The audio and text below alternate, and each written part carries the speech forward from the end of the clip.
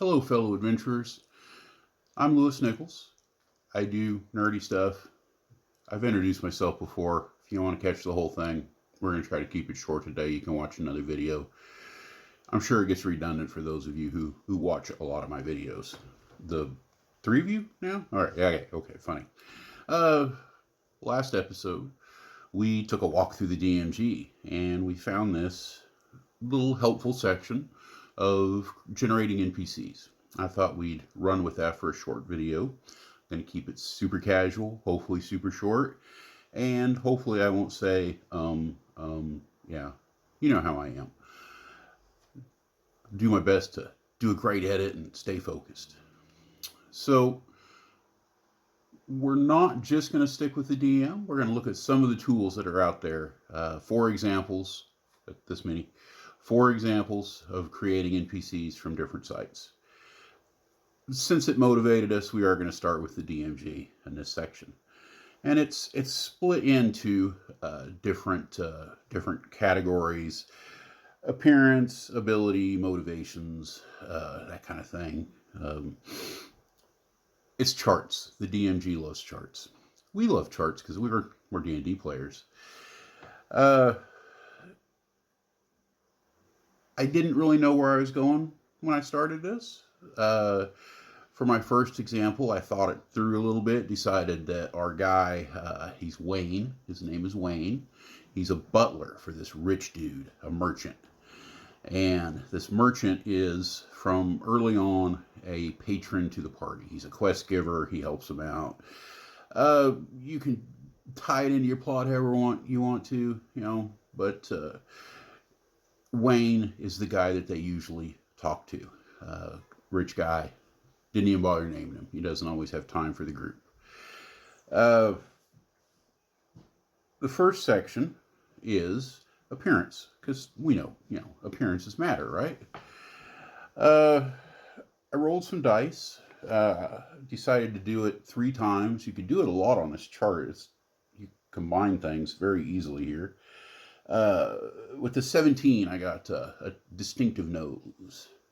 See, it's important to have that distinction. It's a sign of good breeding. A bad nose can land you in the alley, right? I don't know. He's got a good nose. Number 13. He's bald. Once again, a sign of distinction. Batting 2 for 2 here, aren't we? And finally, he's twitchy. He jumps around a little bit. It's a way to make it distinct, this kind of thing, for the party, unless you make everybody twitchy. But that way they know when they're talking to them, because you're not going to always want to do this amazing special voice. Just twitch, and you know who they're talking to. They know who they're talking to. And I decided to roll again, and I got tattoos. So he's 2 for 2. He's got the nose. He's got the bald head. But he's also twitchy, and I'm going to make that a habit. So we're going to stop twitching right now before I develop it, and he goes 3 for 3. And he's got tats, which I don't. It's cool if you do. I'm old. I'm of that age that, it was weird, except for very certain circumstances, and I never fell into it and never got around to doing it since. So, you could roll a lot on this thing, but keep it limited, because you want to make your guys distinct, right?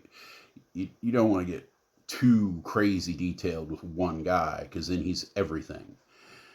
The next one, we have his abilities. And this is just a simple, what's his best stat, what's his worst stat. I got high intelligence and low dexterity. So maybe that's part of that twitch, right? He stumbles a lot. Don't know how that low dex is going to fit in with something later, but yeah, whatever. Next we have talents. Now, right off the bat, I rolled expert juggler, which is what I was talking about. And that was too weird. I put a line through it. But we'll circle back to it. Then I rolled singer, and I like that. He's a butler, but part of his duties around the house can be to entertain. And people singing or playing instruments in a civilization without television sets is pretty normal. They had to entertain each other. Uh, he's also good at his job, and that's just part of the scenario. He is an expert butler as well, and whatever that may entail. Next, we have mannerisms, and I suppose that could include the twitching, but I it's not on the chart. There's something else on the chart I rolled though. It is he whispers. He talks rather quiet. Now, it could get annoying if you play in a loud place, but see how it works. When you're talking for him, lower your voice. Don't forget to twitch. Lower your voice and see if the party settles down and listens to you. And if you can't do it because of your setting, then you could always do something else, or just mention that he is speaking in a low voice. Interactions. He's friendly. It's his job. We didn't stress that he has a high charisma, but I mean he's at least breaking even. He is responsible for interacting with people on his master's behalf, his employees' behalf. I also rolled suspicious, so maybe he acts as kind of a spy master for the house. Uh, Maybe it's even more informal than that, but he worries about the motivations of others. He probably maybe in the first couple of levels, first year of contact with the adventuring team, maybe he'll have them watched and studied a little bit. Maybe he'll check their backgrounds to make sure this is somebody that these are people that he can rely on behalf of his employer. Ideals. I rolled charity. I thought about not going with it, but then I had this idea of the whole juggling for children things. Maybe on behalf of the house, he's got a yearly event, or maybe he participates in a few holidays, and just does some volunteer work. He tries to be a juggler. Maybe he's not an expert, but he's got a handicap in dexterity, but he makes it work, and it creates this persona away from the job, but he's a completely different person. I'm sure people like that are a certain way in a certain circumstances, and they're able to loosen up when they get away from the job or whatever else dominates their life. I also rolled a couple of other things. I rolled that he is an honorable man, and I rolled live and let live. So he tries to live by high ideals, probably why he does charity work. And at the same time, he doesn't judge much. So these roles kind of came up that he's perfect for the job in many ways. Let's see. We got another page here. We have bonds. It's getting toward the end. Maybe they were stretching a little bit, but there's protection of a sentimental keepsake. He's got something that he covets, that he loves, that he has. I didn't go into much detail there, but that's definitely something that you could work into an adventure later, maybe of his own. It's not the master that needs something; he needs something. Typical Skyrim stuff. I lost my sword in a cave. Please go get it. And finally, flaws. Phobia was on there, and that's what I rolled. So he has a phobia of cats. Now this is where developing these kind of little oddball things can work out for you. It's gonna be something that the party can notice. Maybe not right off, but there's mice in the house.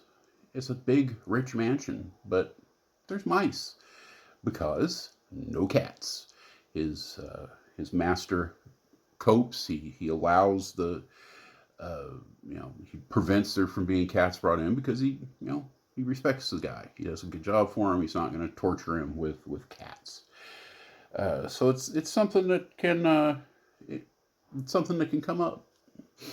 Now we're going to move on to example section number 2.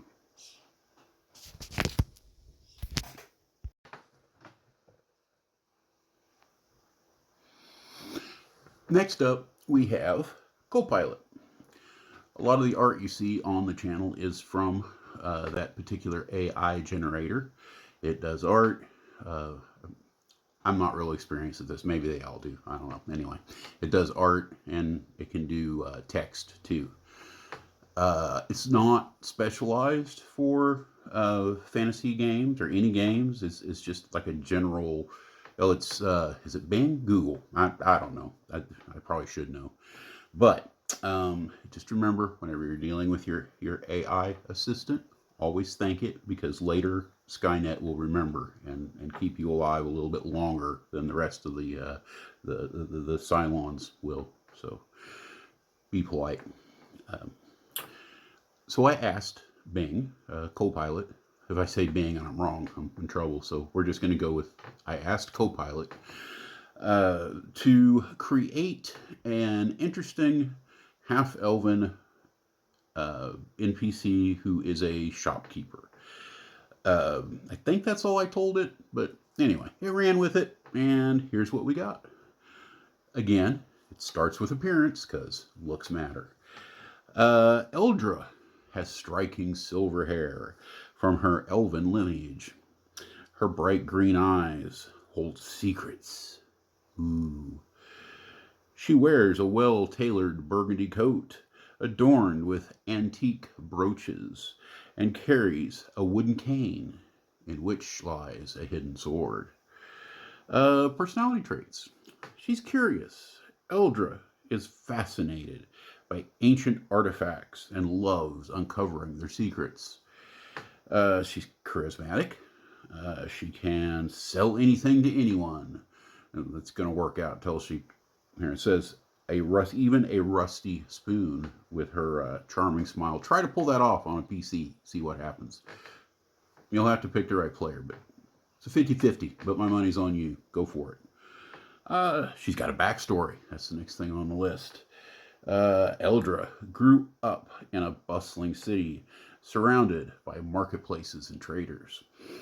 Her parents were renowned antiquarians. This thing's more loquacious than I am. She inherited their passions for relics and oddities. After her parents' mysterious disappearance, this could be a backstory for a actual or for a PC. They disappeared during an expedition. Eldra took over the antique store. She now runs the Brightwood Curiosities. It's a cozy shop filled with tomes, trinkets. It's got magic. It's not a full-blown magic shop. Someday we're going to talk about the different kinds of magic shops. I used to have basically Walmarts full of magical items. It was a bad idea. Sorry, back to Eldra. Ancient maps. I mean, there's all kinds of ties here for reasons that the party might regularly visit this young lady. And hopefully your party's not murder hobos, because she sounds interesting, and I kind of want her to live now. We're still in backstory. Eldra secretly investigates the disappearance of her parents to this day, as she believes that they will be found when a powerful artifact is recovered, for it will hold the secret to their whereabouts. It goes into the shop completely of its own accord. The Brightwood Curiosities shop is tucked away on a narrow street. I folded wrong here. A sign gently swinging in the breeze. AI is still pretty cliche, right? But you know, I most writers write this way anyway. Cliche is easy. You know, you get half a sentence for free, basically. Uh, the interior is dimly lit. Of course, she can see in the dark, so yeah, it's her advantage. Shelves are lined with display cases. Each case holds a unique item. Dragon scale, a vial of phoenix tears, a cryptic ruin stone. Eldra greets customers with a warm smile, uh, offering offering them tea. Had a game. Tea was the thing. It was polite. Everybody offered tea, but for some reason, one of the players decided they didn't like tea, and it was a constant social football. Refused to take it even out of graciousness. Just nope, nope, no tea for me. Uh, back to Eldra.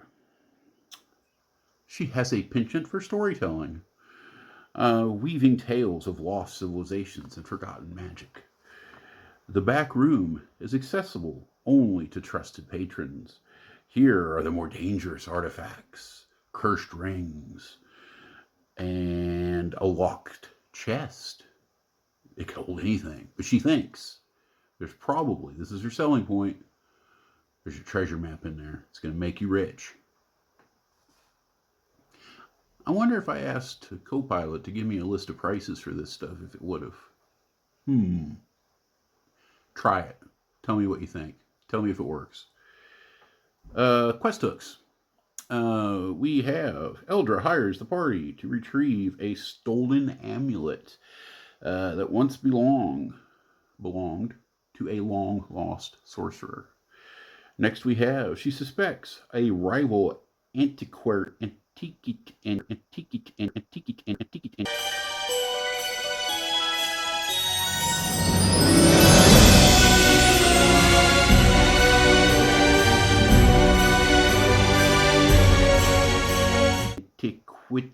Antiquities.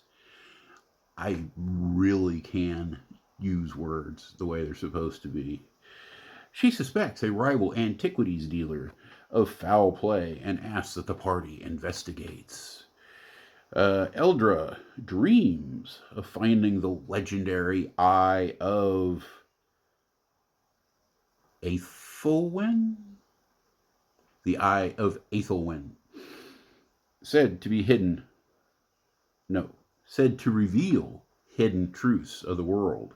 So if you could like do a time flip thing, you could ask the the eye of its own location, and then use that information to find the eye. It'd work. Is that all? Oh, we have a quote. I like doing this. I like throwing in a few quotes of to help color the description, the area, the person, whatever. Quotes are cool. My dear adventurers, welcome. Step inside. Let me show you the wonders beyond imagination. Isn't that inspiring? Oh, and look, it's even got a little note at the bottom of the page. Feel free to customize Eldra further to adapt her to your campaign world. See, AI's taken over, and I'm all for it. Let's see, hold on one moment.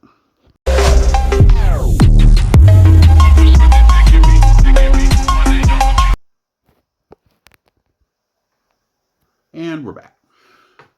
If you Google generate random NPC on the internet, you end up with, or at least I did, monstershuffler.com, and it has an NPC generator. So let's see, did I put any? No, I don't think I did any parameters on this one. I just kind of hit random go. Yes, I even have my sheet here, so that is exactly what I did. All right, we have Guinevere the Colossus. Guinevere is a small human, female, Lightfoot halfling. Neutral good. Lightfoot halfling. Isn't that a advanced D&D thing? I wonder if this is 5e. Let's dive in. You can adapt it. I mean, it's just personality traits is what we're looking for, right? No, we get more than that. Hold on. So this is what the Monster Shuffler is going to give you. Right off the bat, we know that her AC is 12. Her hit points are 3. So yeah, this isn't 5e, but once again, for our purposes, it's going to work, right? Because we don't care about the numbers. We're getting a personality. So yeah, it gives speed, all her attributes. Well, it's giving saving throws, skills. No, maybe this is 4th edition. I never played 4th. I don't know anything about it. So, oh, that's not true. I did play a little, but I don't remember. So we have passive perception. We have languages. It's got challenge rating. That would pretty much have to mean 5e. So somewhere in the books there must be. I haven't played a halfling yet in 5e. Maybe Lightfoot is completely 100% normal. All right. I know I'm showing off my command of the rules. Remember, you can trust me. She's brave. She's an adventurer. If she wasn't brave, she'd retire as soon as she got 100 gold to her name. Oh, wait, this is a trait. She's brave. She has advantage on saving throws against being frightened. She's nimble. She can move through the space of any medium or larger creature. Are these all? Yeah, because there's lucky. Rolls a 1 on a attack roll or ability score. She can re-roll. Naturally stealthy. Guinevere can attempt to hide even when she is only obscured by a medium or larger creature. And she is forewarned. Guinevere can always act, even in a surprise round. She's kind of set up like a monster here. She's got actions. Sickle is what she attacks with. It gives her damage and stuff.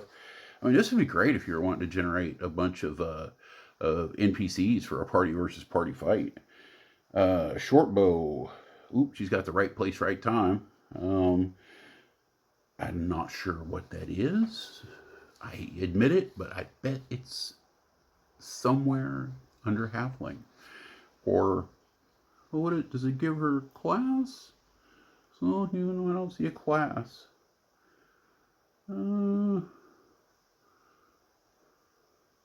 Interesting. All right. Anyway, I know this is high quality video today. But it's going to be easy to edit because you're going to have to put up with all this. I'm not taking nothing out. Anyway, this right place, right time, right place, right moment. Sorry. Guinevere sees in the immediate future to find when and where her enemy is most vulnerable. The first attack that she makes with her sickle or short bow before the end of her next turn deals an additional 10 damage of the weapon type's damage if it hits the target. That's pretty good. It's like a sneak attack, kind of. Can you combine it with sneak attack? Well, can you? I don't know. I'm gonna have to play a rogue someday and play with all this kind of stuff. A halfling rogue. We'll put it on our list. She has spellcasting. Cast the following spells using intelligence. Save DC 11, and she's +3 to hit. Okay, she's not very good at this. But for the most, she's not rolling to hit with any of this stuff anyway. She's got utilitarian stuff, message, mending, guidance. Then 2 a day, identify, detect magic, and comprehend languages. Then as a bonus action, she has glimpse of the future. Guinevere chooses a willing creature within 30 feet of her and bestows vision of the result of its next action. Until the end of its next turn, the creature gains advantage on 1d20 roll of its choice. So, yeah, educate me, guys. Um, Tell me where all these rules come from. I mean, did it make stuff up? I like that about 5e, by the way.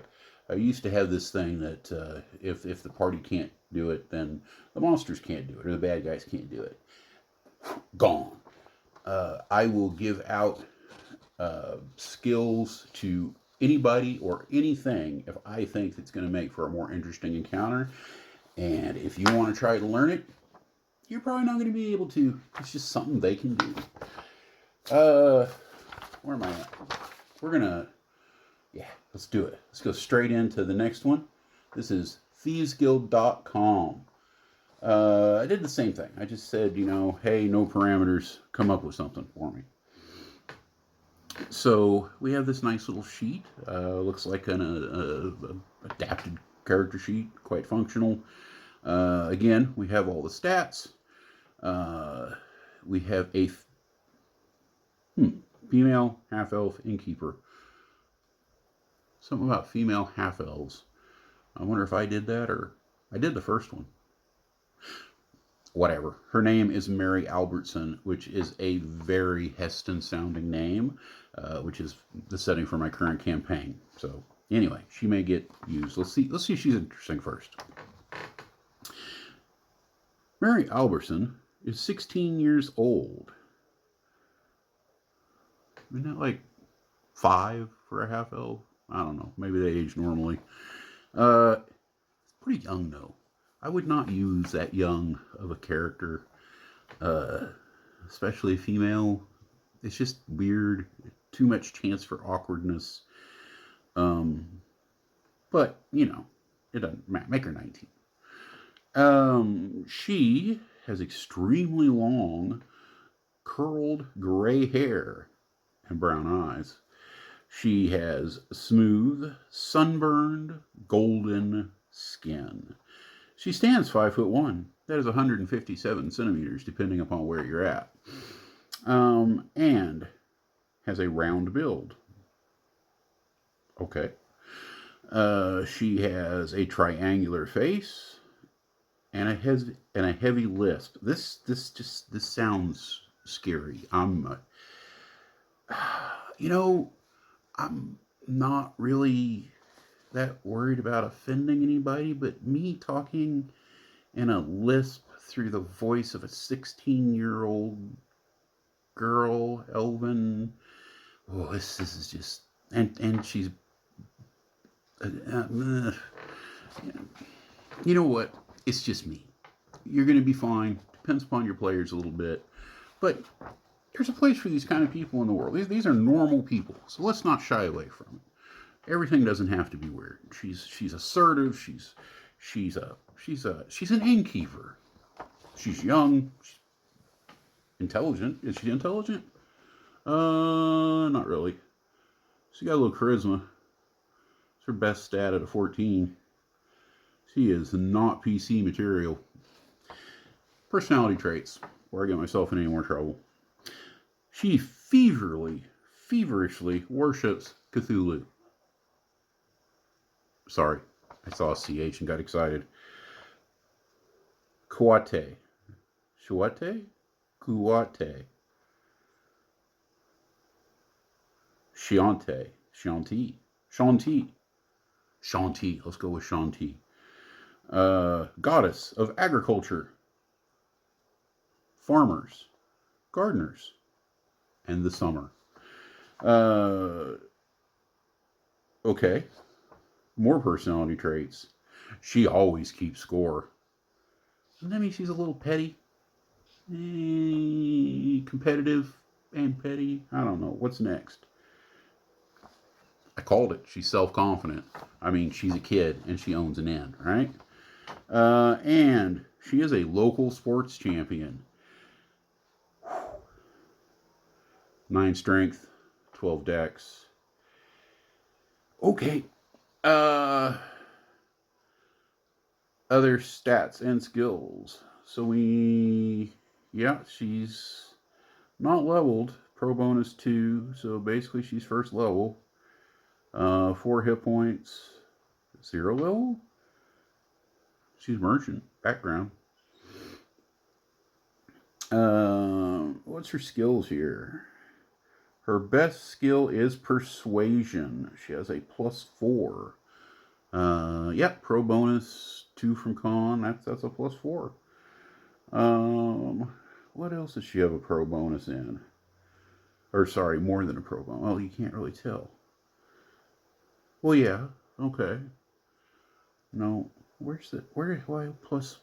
Oh, because she's got a no.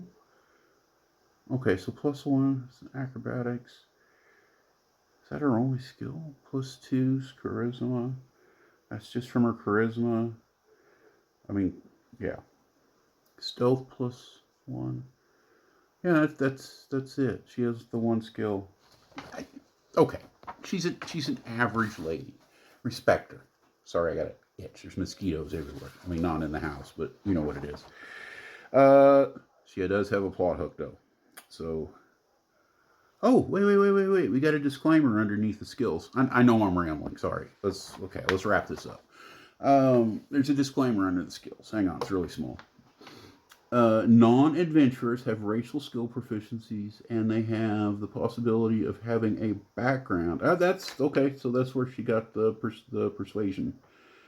Uh, yeah, I mean that makes sense. Um, yeah, adventuring NPCs range from level one. Okay, so this is just how they set things up and how they determine things. Okay, so she has a background, and that's where she got the points. She's 0 level. She's not an adventurer. She's just a normal person. Leave her alone. Respect her. Um, Plot hook. She carries around a large blue egg of unknown origin. So she always carries it around. I mean, like, yeah, always with her. Like she's got it out on the counter with her, or is it always in her hand? Is it like cursed? She can't let it go. So many questions. Uh, Cheers.